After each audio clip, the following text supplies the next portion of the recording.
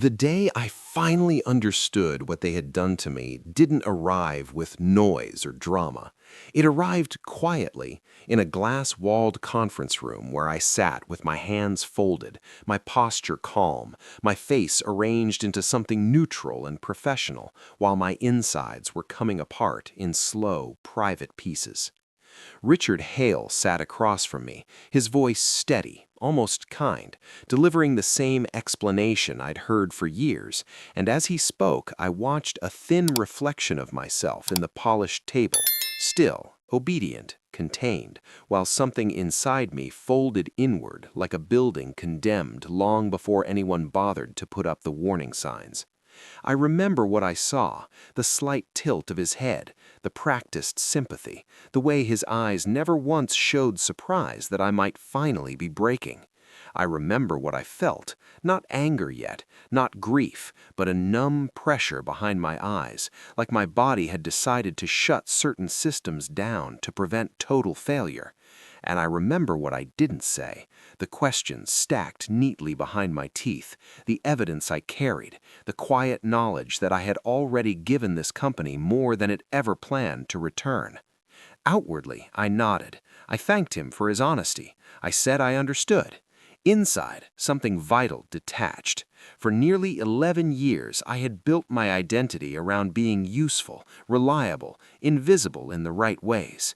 I told myself dignity came from endurance, that patience would be noticed eventually, that silence was maturity. But sitting there, listening to Richard praise my consistency while handing my future to someone else again, I felt a strange internal drop, like an elevator snapping loose from its cables. This wasn't disappointment anymore. This was loss, not just a title or a salary bump, but the future I had quietly assumed was being shaped with each sacrifice, the version of myself who would one day be respected without having to beg for it. What made it worse, what hollowed me out in a way I didn't immediately recognize, was a detail I noticed only after the meeting ended. As I walked back to my desk, still calm, still composed, I passed the executive assistant's workstation and saw a printed agenda for the following quarter. The promotions were already scheduled, names were already assigned, dates were already locked. My conversation with Richard hadn't been a decision point, it had been theater. The outcome existed before I sat down, before I spoke, before I pretended to believe him. The humiliation didn't end when I walked away from his office. It followed me, quiet and suffocating, because it told me something far worse than rejection. It told me I had been managed, contained, deliberately kept where I was most useful and least threatening. I kept working that day. I answered emails. I fixed a reporting error that would have caused a compliance issue by morning. I trained a junior manager who would soon outrank me. No one noticed the moment my loyalty finally expired, because it didn't look like anything from the outside. Inside, though, I felt the collapse spreading slowly, methodically, like water filling rooms I hadn't known were connected. I wasn't angry yet. I was shocked by how replaceable they believed I was, and by how easily they dismissed the years I could never get back. My status was gone. My trajectory was gone. The version of myself who believed hard work was enough didn't survive that afternoon. What would you do if the humiliation didn't end when you walked away? That question began repeating itself in my head as the day stretched on, because I realized I couldn't escape what had happened simply by leaving the building. This wasn't a bad manager or a missed opportunity. It was a system that had decided who I was allowed to be, and it had already collected its payment in time, energy, and silence.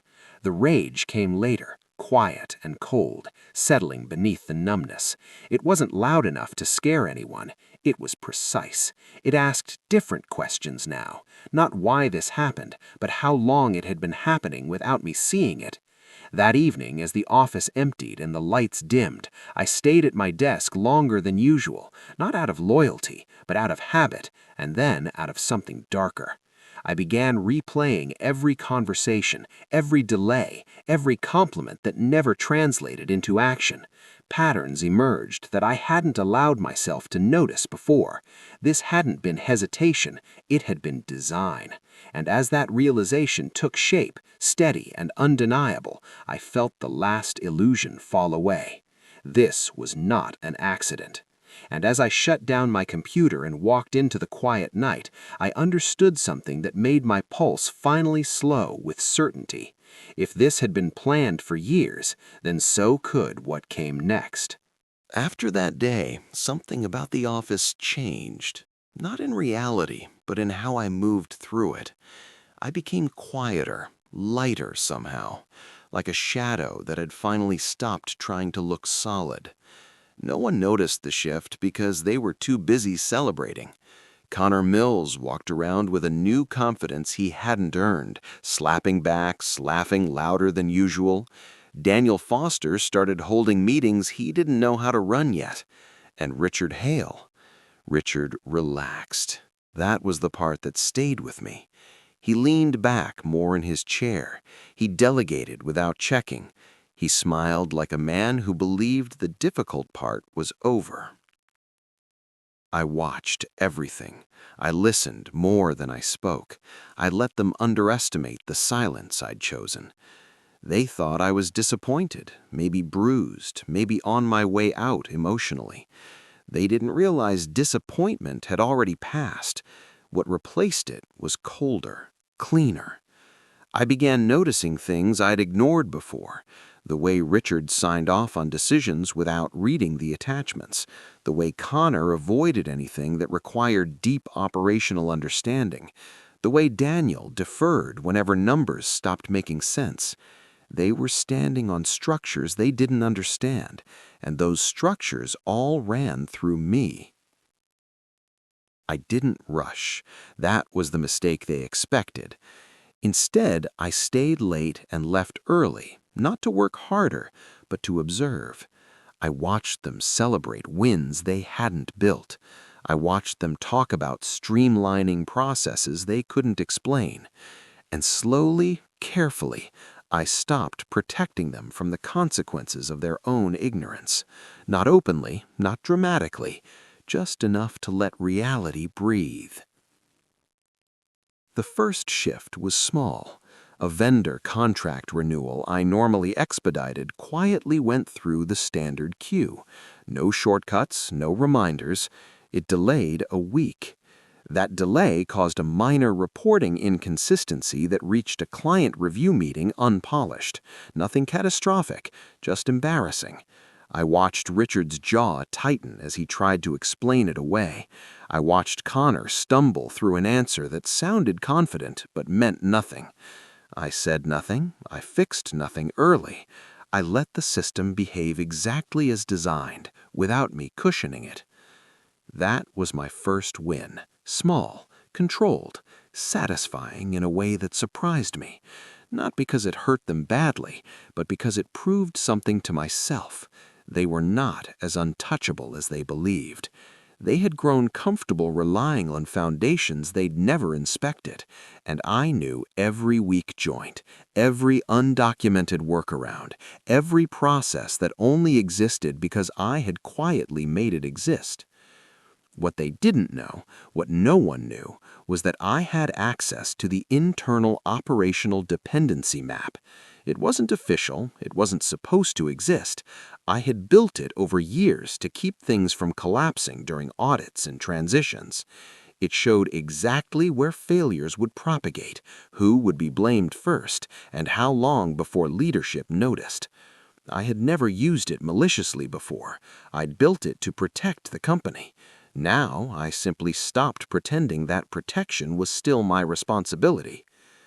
They continued underestimating me. That was their second mistake. They stopped inviting me to certain meetings, assuming I was disengaged. They stopped copying me on strategic emails. That isolation felt like punishment to them. To me, it felt like freedom. It meant fewer eyes, fewer questions, more room to move quietly. The mini-revenge wasn't about destruction. It was about discomfort, a tightening, a sense that something was off but not obvious enough to accuse anyone. I watched Richard grow irritable. I watched him double-check things he used to ignore. I watched Connor stay later, trying to understand systems that refused to explain themselves to him. They were beginning to feel it, the absence of something they had never bothered to name. And through it all, I stayed calm, professional, helpful when asked, invisible when not. Inside, the numbness began to thaw, replaced with a dangerous clarity. I wasn't acting out of anger. I was acting out of balance. For the first time in years, the weight wasn't entirely on me anymore. I understood then that this wasn't about one promotion or one manager. It was about power, who held it, who assumed it, and who quietly enabled it. They had mistaken my silence for weakness. They had mistaken my loyalty for permanence. And as the first cracks appeared, subtle but undeniable, I felt something settle into place. They thought the story had ended when I stopped asking. I knew it had just started. The effects of that first careful shift didn't announce themselves all at once. They moved outward like a slow leak behind a wall, dampening things quietly until the damage could no longer be ignored. A missed handoff here, a delayed approval there, nothing that could be traced to malice, everything that could be explained away as growing pains. And yet I watched the atmosphere change. Meetings grew longer and more defensive. Richard started asking for updates he'd never needed before. His voice still controlled but pitched slightly higher, like a man trying to sound certain while standing on ground he no longer trusted. Connor began documenting everything obsessively, as if paper could replace understanding. Daniel stopped volunteering opinions altogether. I stayed where I was, silent, cooperative, unthreatening. I answered questions precisely and only when asked. I fixed problems exactly to spec, never beyond it. The discipline of restraint became a kind of meditation. I could feel revenge reshaping me, sanding away the parts that once needed approval, leaving behind something harder and less recognizable. I wasn't proud of it. I was aware of it. That awareness mattered. It kept me from rushing. The ripples spread. A client escalated a concern that would normally have died quietly in operations. Compliance asked for clarifications that exposed how thin certain processes really were. Richard began holding closed-door meetings, emerging with that same calm smile stretched just a little too tight. I could see the fear creeping in. Not panic yet, but suspicion. Someone was no longer catching the things they had grown used to ignoring. Someone was no longer saving them from themselves. And the most unsettling part for them was that there was no obvious enemy to point at. Time pressure arrived like a ticking clock they couldn't silence. A major renewal was approaching, one that depended on clean metrics and uninterrupted workflows. At the same time, an internal audit was scheduled, routine on paper, unforgiving in reality. I watched calendars fill up. I watched tempers shorten. I watched Richard's patience thin as he realized he couldn't simply delegate his way out of this. He needed certainty. He needed control. And control was the one thing he no longer had. I asked myself questions I hadn't expected to face. Was I becoming the thing I hated? Was patience just another word for cruelty when used this way? At night, the numbness sometimes cracked, and I'd feel a surge of something sharp and dangerous, a reminder that this wasn't a game. I had lost something real, my sense of who I was when I believed effort would be met with fairness. That loss didn't heal just because I was finally holding leverage. It sat with me, heavy and unresolved. How long could you pretend to be harmless if everything depended on it? That question followed me everywhere, in elevators, in hallways, in the quiet moments when I realized how easily I could step away and let the company burn on its own incompetence. Walking away would have been simpler, cleaner, but simplicity had never been rewarded here. Understanding had been, and I understood too much to leave things to chance. Richard tried to reassert dominance. He scheduled a one-on-one, framed as a check-in. His words were supportive, his tone warm, but his eyes searched my face for something. Guilt, maybe, or eagerness to please. He didn't find it. I gave him professionalism and nothing else. That seemed to unsettle him more than anger ever could. Afterward, I noticed he began CCing himself on emails he'd never touched before. Fear does that. It makes men crowd their own inboxes. The paranoia spread. Teams second-guessed decisions. People started covering themselves, not building anything new. Progress slowed. Pressure increased. And through it all, I kept my distance, both physically and emotionally, watching as the machine I once held together began to grind against its own misalignments. What they couldn't see, what made every sleepless night worth enduring, was that I wasn't improvising. Years ago, during a compliance scare no one remembered anymore, I had created contingencies, backups to backups, access pathways no one else requested because no one else understood the need. I still had them, quietly, legally, thoroughly documented in my own private archive. By the time the audit date was announced and the renewal deadline loomed dangerously close, I realized the truth with a calm that surprised me. I wasn't waiting for something to go wrong. I was deciding when to let it be seen. Because while they scrambled to protect appearances, I held something far more dangerous than a mistake. I held the map to where everything broke at once. The moment the consequences became visible, they didn't explode. They surfaced, slowly, publicly, in ways that couldn't be laughed off or buried in internal emails.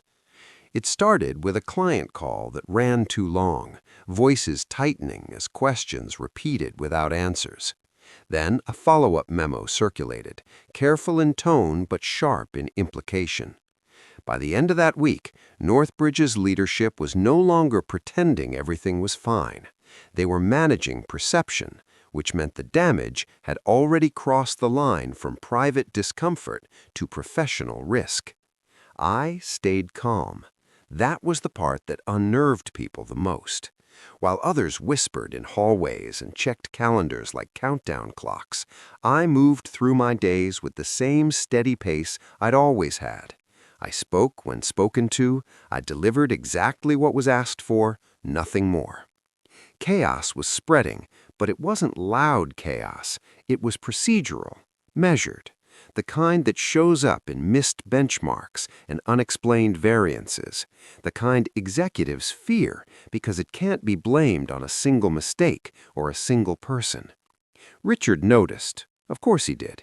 He called me into his office again, this time without the rehearsed warmth. His questions were sharper, less patient, circling closer to accusation without ever landing there. He asked how things were going in operations. He asked if I'd noticed any gaps. He asked if I felt supported. I watched him carefully as he spoke, recognizing the posture of a man trying to reassert authority over something that had already slipped beyond reach. I told him the truth, narrowly framed. I said the systems were behaving as designed. I said the team was adjusting. I said transitions always came with friction. Each sentence was accurate. Each one denied him the relief he wanted.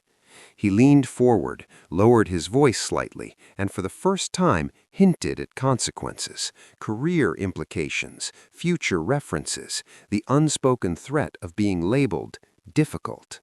I felt it land and pass through me without effect. That version of fear had expired. What he didn't know, what no one in that building knew, was that this moment had been anticipated long before Part 1 ever began. Years earlier, during one of those late nights fixing a compliance issue no one else had the patience to understand, I'd started documenting patterns, not just workflows, but behaviors. Who ignored warnings, who signed without reading, who relied on verbal assurances instead of records. I didn't call it a plan then, I called it caution. But caution, given enough time and neglect, turns into inevitability. As scrutiny increased, those old patterns began resurfacing in places they couldn't be hidden. An audit request exposed an approval chain that ended nowhere. A process review revealed dependencies no longer covered by institutional knowledge. Clients started asking for named accountability instead of general assurances. Each revelation stacked neatly on the last, building a narrative no one wanted, but no one could deny. Connor tried to confront me in the hallway one evening, his voice low, his tone half joking, half accusatory. He asked if I knew why things were suddenly so complicated. I looked at him and said, "Complexity doesn't appear suddenly. It's ignored until it can't be."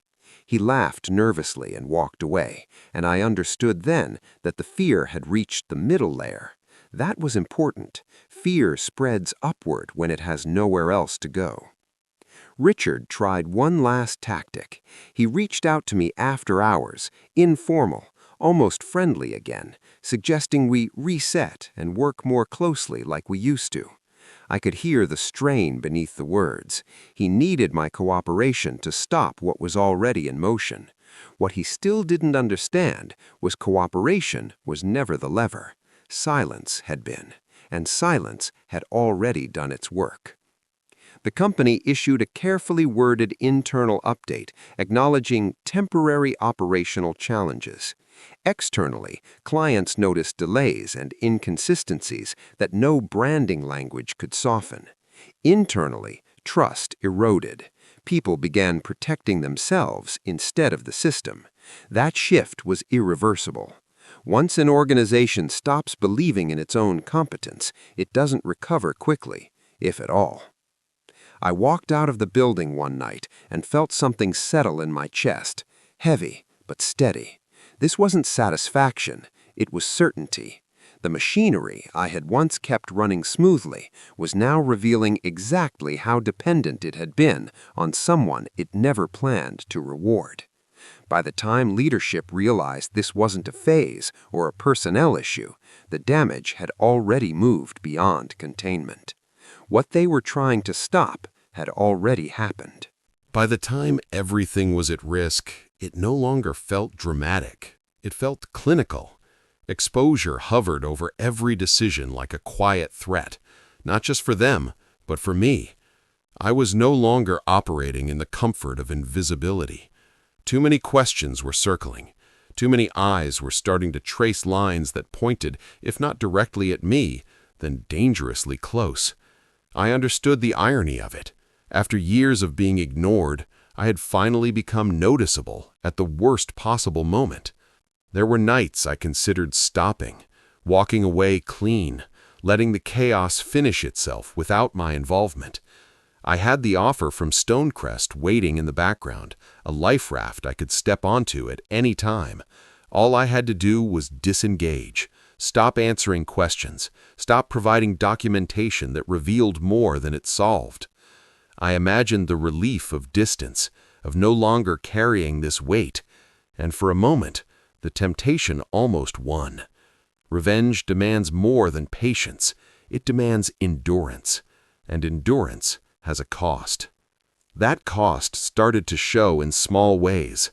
Sleep fractured. My appetite disappeared. I caught my reflection in dark windows and barely recognized the person staring back. Eyes sharper, posture tighter, emotions held behind a lock that rarely opened. I had told myself this wasn't personal, that it was about balance and accountability, but in the quiet hours, I had to admit the truth. It had changed me. I was calmer, yes, more controlled, but also more isolated. The part of me that once believed in collective effort had gone silent. Then came the moment where everything almost collapsed. An internal review team requested a full operational walkthrough, every workaround, every dependency, every undocumented process. It was framed as routine, but I could feel the risk tighten around my throat. If I pushed too hard, too fast, the narrative could shift. I could become the problem instead of the proof. One wrong move, one poorly timed disclosure, and years of careful positioning would unravel. I hesitated. For the first time since this began, I truly hesitated. What if this ends with you losing more than you already have? The answer landed hard, because the answer wasn't obvious. I had already lost my identity as the dependable one, the loyal one, but I still had my integrity, or so I told myself. If I crossed the wrong line, that would be gone too. I stood on that edge for days, delivering just enough to keep things moving while holding back what would trigger full collapse. The tension was unbearable. I felt stretched thin like a wire under constant load, waiting to snap. The reversal came quietly, almost invisibly. A former colleague from compliance, someone I'd helped years earlier, reached out with a warning. The investigation scope was narrowing. Names were being discussed. Not mine. Richard's. Connor's. Decisions traced. Sign-offs questioned. The system wasn't looking for a scapegoat anymore. It was looking for origin points. That was the shift I needed. The risk redistributed itself. I adjusted, released the final pieces of documentation I'd been holding. Not accusations, not commentary, just records, timelines, emails, approval logs. The kind of truth that doesn't argue, it just exists. Once released, it couldn't be pulled back. It didn't scream. It settled. And as it did, the narrative locked into place. The emotional cost hit all at once. There was no triumph, no rush, just exhaustion, a deep, bone-level weariness from carrying something heavy for too long. I realized then that even if this ended exactly as planned, I wouldn't return to who I'd been before. Some transformations don't reverse, they only conclude. The final sign came late one evening when Richard passed my desk without speaking, his face drained of color, his confidence stripped away. For the first time, he looked at me not as a resource, not as a subordinate, but as a question he could no longer answer. The collapse, when it finally came, was quiet enough that most people missed the exact moment it happened. There was no announcement, no dramatic firing, no raised voices echoing down hallways. Careers don't usually end that way at this level. They end in closed-door meetings, calendar invites that shouldn't exist, and a sudden absence where authority used to be. Richard Hale stopped appearing in leadership briefings first. His name remained on documents for a while, then slowly vanished, replaced by interim titles and temporary sign-offs that fooled no one. Connor was reassigned pending review, which is the corporate equivalent of being erased in real time. Daniel resigned before anyone officially asked him to explain himself. I watched it all with the same restraint I'd practiced from the beginning. I didn't hover, I didn't ask questions, I didn't seek validation. The system did what systems do when confronted with documented truth. It corrected itself, brutally and without emotion. Audit findings moved upward. Clients demanded accountability instead of reassurance. Leadership, suddenly alert and painfully attentive, realized the narrative they'd been protecting no longer belonged to them. When Richard finally asked to speak to me, it wasn't as a manager. It was as a man trying to understand the shape of his own undoing. We sat across from each other in the same office where my future had once been quietly dismissed. He didn't accuse me. He couldn't. The evidence didn't allow it. Instead, he asked a single question, his voice low and almost careful. "Why didn't you say anything sooner?" I looked at him for a long moment before answering. I thought about the years I'd spoken up gently, professionally, only to be redirected, delayed, diminished. I thought about how silence had been the only language that ever reached him. So I told him the truth, calmly and without satisfaction. I said I had, many times. He just hadn't listened when it mattered. That was the final blow. Not because it hurt him emotionally, but because it removed the last illusion that this had been sudden or unfair or personal. It wasn't. It was the natural outcome of choices made repeatedly, confidently, and without consequence until now. He nodded once, like someone finally understanding a sentence they should have learned years ago. I left Northbridge shortly after, on my own terms. No counter-offers, no exit drama, just a clean transition into a role where my work was named, my authority was clear, and my presence wasn't treated as a convenience. Stonecrest didn't see me as invisible. They saw me as precise, valuable, finished being patient. What I lost, I never got back. I lost the version of myself that believed loyalty alone could secure a future. I lost the comfort of assuming fairness would eventually show up if I waited long enough. I lost years that no promotion could return. But what I reclaimed mattered more. I reclaimed control over my own narrative. I reclaimed dignity without asking permission. I reclaimed the truth that silence, when chosen deliberately, is not weakness, it is leverage. There was no joy in watching them fall, only a steady sense of alignment, like something crooked had finally been set straight. Revenge didn't heal the loss, but it did close the wound properly. It reminded me that being underestimated is only dangerous if you believe it yourself.